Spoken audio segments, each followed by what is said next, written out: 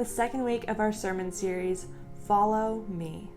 Last week we looked at how loving God means seeking Him with all of our heart and mind and strength.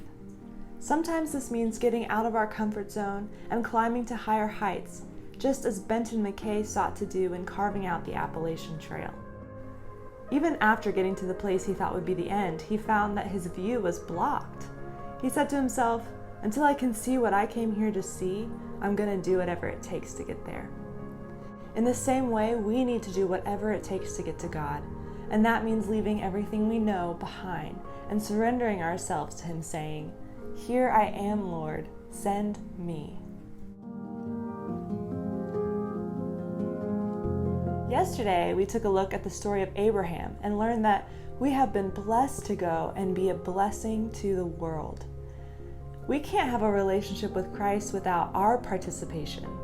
The part we play in this dynamic really matters. We see the story of Abraham in the book of Genesis. He's an old man who's wondering, what will my legacy be? He may be asking, God, where are you? Why haven't you shown up? Where is your blessing for me? God says to him in this moment, go. When we follow Jesus, there is a requirement. We have to go. We have to get on the trail. Abraham left his country, his nationality, his birthright, his relationships, any identity he might have had within his home, he left behind. And his future was uncertain. But God says, go. And as Abraham goes, God is guiding him down the path every day. When we answer the call to follow and we go far enough from what we know, we have to trust, lean, and depend on Him in ways we never have before. God blesses us so that we can reproduce His image all over the earth. We are blessed in many ways throughout the journey, and these are just a few. Number one, we are blessed as we will discover God as we go. When you step out of your comfort zone, you will be challenged in new ways. Often you won't have what it takes to accomplish what is before you, but you will learn and grow and depend on God in ways you had never done before. Your relationship with Christ will grow in new and wonderful ways. Number two, we are also blessed as we discover ourselves as we go.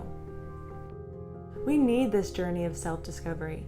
As much as you think you know yourself, have you ever been in a new situation that made you feel insecure and uncertain?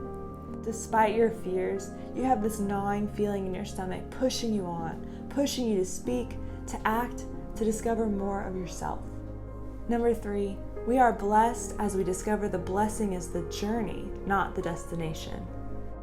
God is calling us just like Jesus called His disciples to step out on a journey. The process of getting there will shape us into what God has created us to be.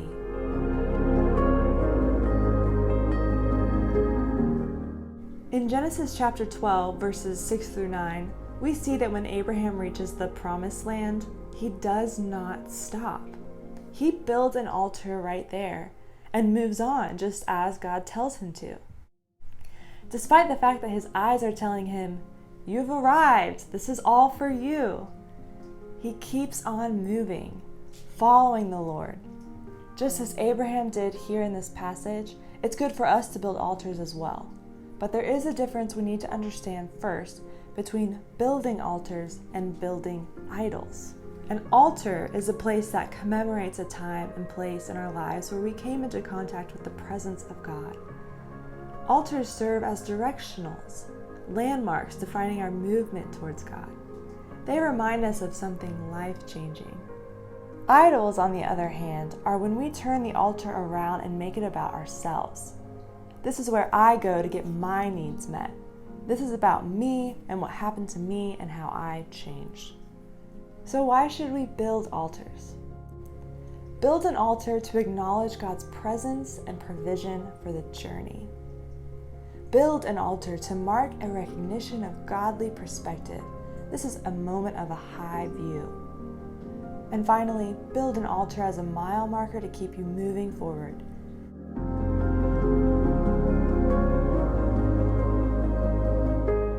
Just as Abraham was learning along his journey to deal with weaknesses within him, we must learn on our own personal journeys too.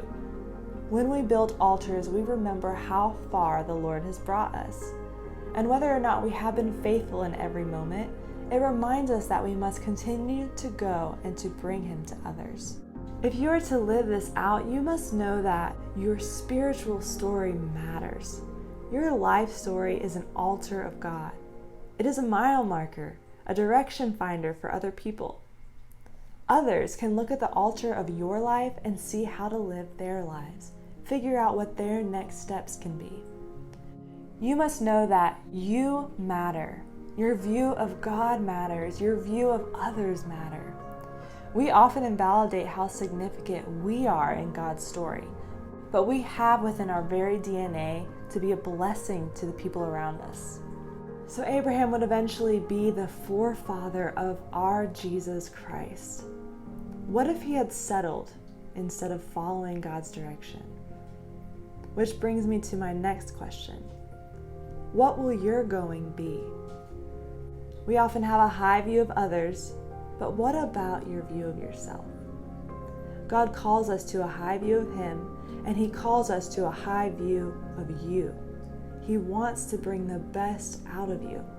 So let go and trust Him. Step out and follow Him.